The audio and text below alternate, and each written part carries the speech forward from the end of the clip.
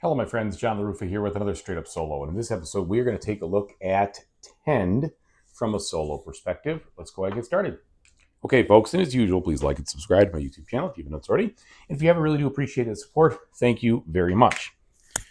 So this game does not have a very big footprint when you're playing solo, which is nice. You can put it all right in front of you. No real problems there. As you can see, you've got a couple things going on. First of all, you've got this area.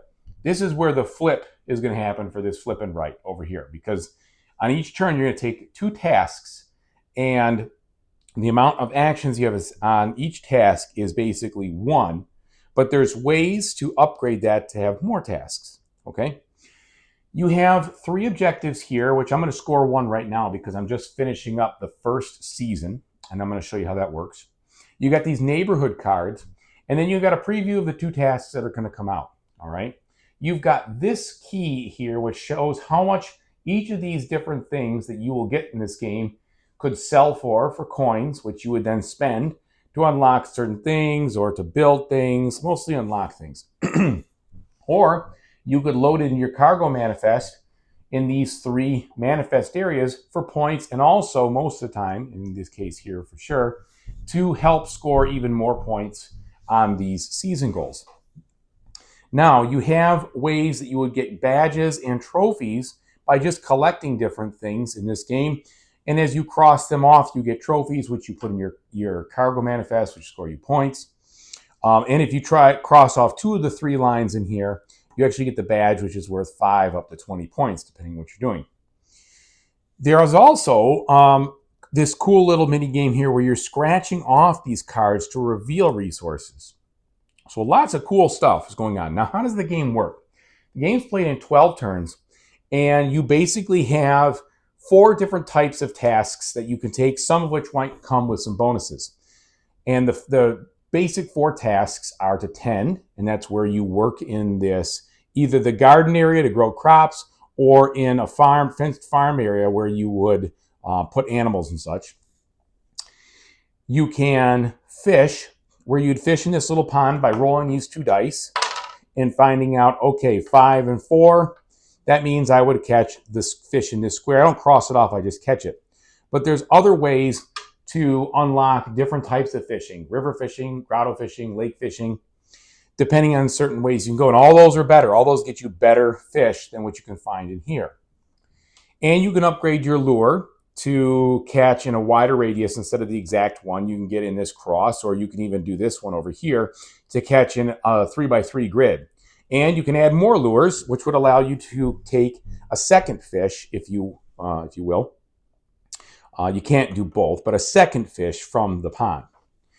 So there's lots of cool things you can do with the fishing. There's a bunch of things you can do with the tending. And by the way, each of these equipment upgrades, the tend you can upgrade to take an extra action here. The hatchet will upgrade your chopping. The pickaxe will upgrade your mining. When you take a mining or a pickaxe a chopping action, you're going to basically scratch off one of these areas and reveal different types of resources. As you go deeper into the forest, the actions become more expensive. As you go deeper in the mine, the actions become more expensive. So you have to either upgrade your tool or find another way to get more points, which could be these energy drinks. If you buy these energy drinks for 3 coins, you can cross these off and get a bonus action twice per energy drink. So there's lots of stuff that's going on here. Also, as you go down in these areas, you might level up your chopping or your mining. That will give you more additional things that you could use. And that might be some of the criteria you see over here to get even more actions out of these cards. So a bunch of cool stuff. All right, let me demonstrate what I'm talking about here. I guess the final thing, there's these rewards, the neighborhood rewards left and right. In a multiplayer game, you can decide to give these reward cards. If you get this particular item or this item, you can give it away, and then you can cross off 1 or 2 of these boxes, and those will give you compensation. And the other person will get this reward that they use immediately on their next reward turn.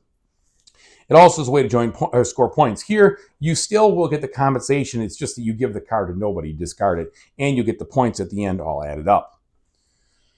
Okay, so let's go ahead and do a couple turns, and I'll show you kind of the feel. So the first thing we're doing is the neighborhood phase. I don't have any cards to give away, and I have 2 cards already, so that is, I don't do anything with that phase. I could discard one of these if I didn't want the card, but I'm fine with both of these, and I would get a new one. Now we'll go to the scoring phase. Because I'm in round 6, I do the scoring, and I'll look over here. This one, and there's many of these in the game, this says, gain 2 points for every edge covered by goods in your cargo manifest. Well, I have 1, 2, 3, and 4. I know that yellow is probably really faint there, but I have 4, so that's going to score me 8 points. And that's it. That is the end of that scoring for Season 1. We're going to score something for Season 2 later and Season 3 near the end of the game, or at the end of the game. Okay, then we do the setup phase where we draw 5 new tasks. So we're going to bring down these 2 cards right here. We're going to deal out these, and then we're going to shuffle the previously used tasks and draw out from the line. And why is that important? Well, because these tasks, I will know what's coming. And what it reveals in these center spots are ways to get not just the top of the card, but the bottom card. So I know that, for instance, if I unlock river fishing, I could take this action, do the action either mining or fishing, and get a free fish. Now, anytime you get something, you have to spend it right away. So either you have to invest it, put in the cargo, sell it, or cross off something here. So there's no saving anything. But these things are ways that I can start to move my strategy because I know these cards are going to come up again and maybe 2 or 3 times depending on the game. All right, so that's a very important part of the strategy is to see what's coming, know you're going to get it again. Now, I then go to the growth phase where I would increase, I basically tick up any good that I have here. That could be animals or plants, in this case is a plant. That went from 2 to 3. Next time I'm going to get this, and when I grow it, it's going to be this right here, and I can draw that in these spaces to get points at the end of the game, 1 point per square, or in this case, if I put it here, it'd be 2 points per green square. Or I could sell it for money and use that some other way. Now that I've done that, I'm actually going to the meat of my turn, which is to take 2 actions. Now, I don't have any of these special bonuses, unfortunately, and I'm not going to get any of them, so I'm just going to take the standard action on the top and do what I need to do. Now, what I'm working for is trying to get this large animal unlocked up here so that I can start to get the reoccurring goods of the animals, which is nice. So in order to do that, I need some more money. And probably the best way to get the money is to sell something that I might get in the game. And so I've got kind of a couple things going on. I could continue to to chop and go deeper into that, which might help. Might help me get some things that I could sell or even things I can mark. So that's one thing I could do. I can also mine. I think I'm going to mine because I'm trying to upgrade this tend tool. So let's do that. The first action I'm going to use is this one, which could be a mine or a fish. I'm going to mine. So I'm going to write that down here to keep myself organized, which is really important in this game. Then I'm going to cross off a space. I'm going to go left to this space here in hopes for something, maybe not. I'm going to go straight down. I'm going to go right here and hope for something that's good. And it is good. So this is the iron ore, the blue one. And I'm glad I got that because what I can do is cross off the iron that I need here to get myself prepared for that tend bonus. Next, well, let's see. I could chop. I could tend. I really would like to get some more money, though. So I think I'm going to mine again and see if I can get a little bit of an upgrade or something to help me out. So let's do this card, which would allow me to mine. All right, let's go deeper now. Now, when the path is the fastest way to go down, so those are going to have the least amount of rewards, but they will give you things that will help you move along. Interesting. So in this case, it didn't help me move along, but it did give me the copper that I need. Now I can do 2 things. I could sell the copper for $1, which I think I'm going to do because I really want to put the animal in here. In fact, I know that's what I'm going to do. So instead of putting the copper out here and getting a little spot for the point, or instead of investing it in the tool, I'm going to put it over. I'm going to sell it for the $1, cross this off, and I'm going to immediately get my large cow, which will start on the one right there, and I could put it in that spot because it's fenced in. All right, now I've done that. My turn is over. I can't do anything else here. So I would then scoop up these actions and restart the neighborhood phase. I'll do one more again. Nothing for the neighborhood phase. I'm so happy with my cards. No scoring this turn. We set up the 5 new tasks. So these come down.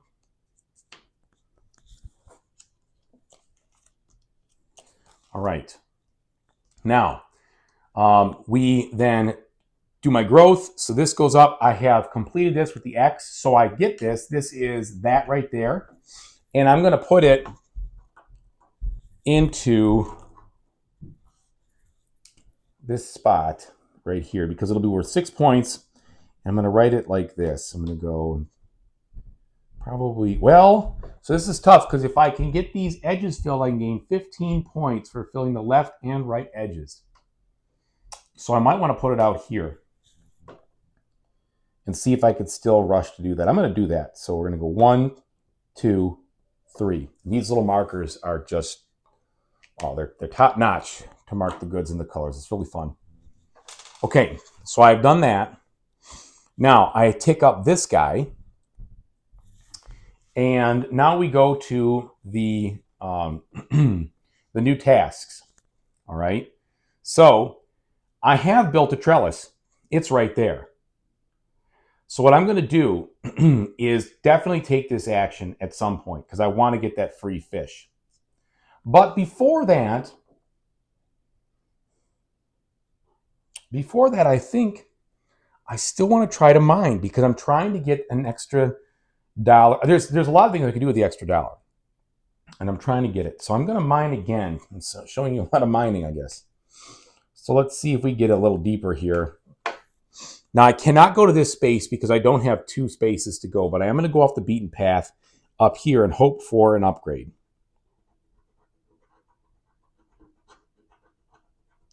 All right. So because this is tinged yellow, I did get an upgrade. So not only did I get this stone, but I got one of these, which is what I need here. So I go up on the mining level. I get that coin. I need to spend the coin right here to increase my field, because I could spend 1 coin to do that, to add another field that way. And then I got this stone. What am I going to do with the stone? Well, I'm going to cross off this spot in the basic mining because I'm trying to get these rows done to start to fill in those. All right. Now, I did that mining action. That's it. Now what I want to do is I want to tend here. And I only have 1 tend action, but because I have this spot now that has the 3x3 area, I can plant this. When you plant, you just have to have the spot. It's free. I'm going to plant that right there. Let's mark this down. Okay. And so now that is in the right spot right there. So I'm growing I've got this cow that's going to be generating me stuff, and I've got this. And then because I've built that trellis, I get that fish. Now, what could the fish do for me? Well, I could cross off the basic fishing, or I could put it on my board, which is exactly what I want to do. I want to put another one of these fish. I want to try to keep filling this edge, and I get 2 points if I put it over there. So let's take that fish and put it in that area like so. There we go. So I need 2 more there, and I need 5 or 6 more there before the end, but I think I'll be able to do it before the end of the season so I can get those points. All right, let's just do 1 more. Okay, so we're going to take these off because I did both of my actions. I'm still not going to trade anything for the neighbor. There is no scoring. I prepare 2 more actions here. Ooh, that's a good one for what I'm doing. So is that. All right, I got some good things going on here. Now, tipping these up here, I have now made some milk. The milk is a big one. It's right here. So that is a really nice thing to have. I cannot put it next to alike good, but I can put it down here, which is exactly what I'm going to do, because things they don't have to touch each other. They just have to be anywhere you want, but you can't put the same colored good next to one another. It's not allowed. So let's put this over here. 1, 2, 3, 4, and 5. So now I only need 5 more. See, so you can, if you do a little planning like that, that can really help. Now this spins back, which is nice. All right, that does not. That's just on 2. One more round, and then we'll talk about what I think about it. Okay, so I've got this or this or this, and I have not unlocked either fishing lure. And 9 boxes covered with farming goods. Well, it just so happens that I have 8, not 9, so that's unfortunate. Could I get another box covered with farming goods before this? It's possible. But what I will do here first is this, because I have chopping level 2, so I know I'm going to get that already. Let's go ahead and do some chopping. I'm going to go down this spot right here in hopes for another upgrade. All right. It is good news. Well, it is an upgrade. Sweet. So I got a skull there. I'm going to get a skull there, and I got an upgrade. So we've got this, which we can work with. That's a wood. I'm going to put the skull on my manifest over here. So that first one I'm going to put over there. That fills in my edge. Okay. My second one, which I'm going to get there. I'm going to pause for a second. I'm actually going to take that wood. What am I going to do with the wood? Put it in the basic wood, maybe? Just be clear, I'm not leaving anything on the table here. I could sell it for a coin also, which would help me get some more animals, which I think I'm going to need. Well, no, I'm not.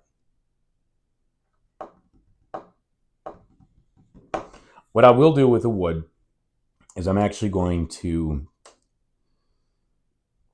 Man, tough choice. I think I'm going to sell it for a coin to start getting an energy drink, because there was an energy one of these out here. So we're going to do that. We're going to sell it for a coin, cross it off.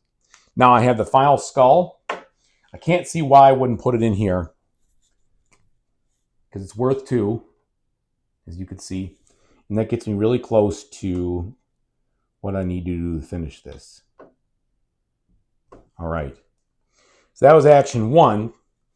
Now, action 2, I don't have what I was hoping for. However, I could take this and get the extra energy, which wouldn't be bad. Or I could tend and effectively... That will not help. Nope, we're not going to do that. Oh, interesting. Watch this. So one of the things you could do with tend is you can actually water something. And I know this is going to spin up. Or tick up, I should say. So I'm going to tend. Wait a minute. What did I do my first one? I chopped. I'm going to tend. And I'm going to water this. Now, if you water this and there's other crops around it, they also go up, which is really nice. But I want to do this now to demonstrate a couple things. So first of all, that gives me one of these, which I can then discard and put down 2 more of these. And I spent these earlier. So now I have that iron and a copper. And the iron and copper. Oh, no, that's the wrong thing. That's the wrong... Oh, bummer. Okay, well, I could at least take the copper and put it here for my tool that I'm trying to get. And the iron, maybe I throw it into the advanced mines. Boy, is that frustrating. That was just a tactical error on my part. Let's put the iron. Let's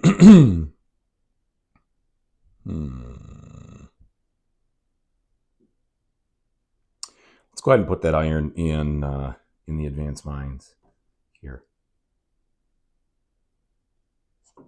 Okay, so you can see there's a lot of ways to try to accomplish what you're trying to do, depending on how it goes. And as soon as you can, I've been dragging on this a bit, but as soon as you upgrade one of these tools or get some of these, you could get more powerful turns. But it's also important to try to do what's on here. So you're really trying to maximize a lot of different things to give you more than just 24 actions, which would be like the bare minimum you could take in 12 turns. All right. So that's a good synopsis, a couple of examples and everything else. Let me tell you what I think about it. Folks, your wallets are not going to want to hear this, but I'm telling you, Tend is such a fun game. It really, really is. That's why I put it on my A list of tiered solo games that I just published not too long ago. Oh my goodness, is this fun. The tension of trying to unlock what you want, but still with those season goals are just, it's neck and neck. It's right there. It's like, I've got these things I want to do, but I don't want to miss out on the points for those season goals. And yet I know if I can get these things done in the right order, I can maximize things. But, oh, I'm short of this or that. It is just so much fun. There's such a great puzzle to enjoy and solve here. Really, really is. These little scratch-off cards are way more fun than they should be. Oh my gosh. I mean, it's simple, but it's so much fun. Trying to figure out what I'm going to get. All right, I'm going to risk this. I'll go to the path. Maybe I'll get an upgrade or not. That is so good. The mixture of action cards. You don't play with. There's a big deck with them. You probably play with maybe a little over a third of the deck each time. So you don't know what's coming up. But knowing what those rewards are plays into the strategy. So you can kind of lean into that tactically to figure out what you're going to do. And at the same time, at the beginning of the game, you have to have a plan. You have to have a strategy because you don't want to just do a little bit of everything. It really pays off in this game to focus on one or two areas if at all possible. Like I told myself in this game, I'm not even going to try to fish. I'm going to spend a lot of time trying to get big goods because my season 3 reward does a payout for everything that's 4 or larger in my cargo manifest. Just so much fun. It really, really is. I can't recommend this enough if you like these kind of solo puzzle games. Now, the solo game itself is a beat your own score, or you can go in the back and they give you these things to use with their app. And these things have seed words and basically high scores. So what you do is you open the app up, you type in the seed, and it sets up that upper action area with the goals and everything else like it's made for that specific game, that seed. And then there's a high score to beat. So as long as you're good with using the app, then you could do that. And you don't have to flip the cards or anything else. And I'm going to definitely do that in a couple of games as I've just finished beating my own score enough and say, okay, I'm trying for that. That is really cool. But besides that, it is just a beat your own score. And those scores are going to vary a lot, I think, depending on how the season cards come up and how other things play out. And so I think you're going to find some games you just naturally have a better chance of scoring higher than other games. That's what I think. I haven't played this game 20 times or anything yet, but in the couple games I've had, obviously I've gotten better at it. There's no doubt about it. But I've also felt like, wow, I just doubled the score the last game. I didn't get that much better. There must have been something else, too, that I could lean into that was a synergistic blend of things. And so either way, there is still a ton of fun to play. If you like multiplayer solitaire, this is also very good because that's exactly what it is. The only interaction you have with other players is the passing of those neighborhood cards. And those actually do really come in handy on both sides. It's good to check them off. It's also good to get that reward because they're good rewards. And so that's actually a pretty fun thing. And this game flows, all of it simultaneous pretty much, except if you have someone who's really, really slow on the analysis paralysis, that's probably going to wear you out, because you're going to be waiting on that one person to take their 2 tasks every time. But besides that, I've got nothing bad to say about this game at all. It is super fun. It's so much. I love flipping right, rolling right games like this. I really do. The last one I've enjoyed as much as this was seriously Twilight Inscription. I mean, these games, this game has the same kind of excitement that I feel when I play that game because it's a big sandbox with goals and with fun things you can do with the task. It's just a gem. it's a gem. So I'm telling you, it is a big box. It's probably not a cheap game because it's got so many components, and they give you all these customized markers, which are fabulous. Honestly, just it makes it so much more fun to use to mark the good in the color it is versus just draw. I know it's simple, but it's just as fun. And I don't care if it's simple. I don't care at all. I just find it fun. There's the nice little touches they did, which was great. And if you're worried, they give you 200. At least I got 200 of these scratch off sheets in my box. And as much as I love the game, I highly doubt I'm going to get through 200 of these. But if you do, or you don't want to use these, you can use the app also, which it just does the exact same scratch off mechanism. It randomizes it every time. Lots to love here, folks. Plain and simple. I hope you can check it out. If you don't like multiplayer solitaire, or you don't want something that has such a sandboxy feel-ish, then maybe this isn't for you. But if those things don't apply heavily, I highly recommend this one from a solo standpoint. So thanks so much for watching, everybody. I really appreciate it. Whatever you do in the future, I really hope you have a fantastic time doing it. Take it easy, everybody.